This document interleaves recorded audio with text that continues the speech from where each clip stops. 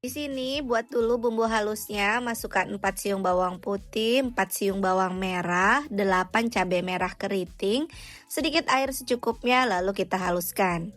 Panaskan minyak, kalau minyaknya sudah panas, pecahkan 1 butir telur ayam. Lalu telurnya ini diorak-arik seperti ini, orak-ariknya sampai matang. Kalau sudah matang, tuangkan bumbu yang sudah dihaluskan, masak sampai harum. Kalau sudah harum, tuangkan 3 batang sosis ayam yang udah diiris tipis, 6 butir bakso yang diiris tipis. Lalu ini kita masak sampai sosis dan baksonya matang. Sosis baksonya juga udah matang, masukkan 50 gram sayur kol, 8 lembar sawi hijau yang dipotong. Aduk rata, masak sampai sayurnya itu agak layu. Sayurnya sudah mulai agak layu atau setengah layu, di sini masukkan 2 bungkus kuitiau.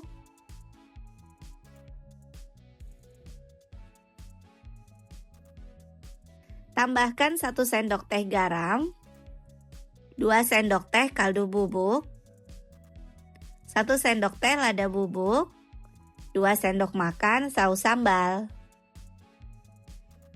Kecap manis secukupnya aja sesuai selera. Lalu ini diaduk ya. Masak sampai tercampur rata. Kalau sudah tercampur rata, di sini mau aku tambahkan air sedikit aja biar kuitiaunya itu nggak terlalu kering. Setelah itu ini kita aduk kembali, masak sampai matang. Nah, ini kuitiaunya udah mau hampir matang. Dan kuitiaunya ini udah matang ya teman-teman. Ini menurut aku udah pas banget rasanya.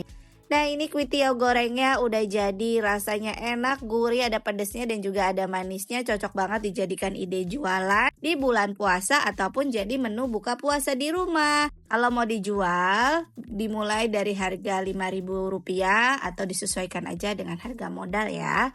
Alhamdulillah selesai sudah resep dari Dapur Ibu Acep. Terima kasih sudah menonton video ini. Jangan lupa subscribe, like juga komen, serta aktifkan tombol loncengnya supaya kalian tidak ketinggalan resep terbaru dari kami. Terima kasih, sukses selalu dan selamat mencoba.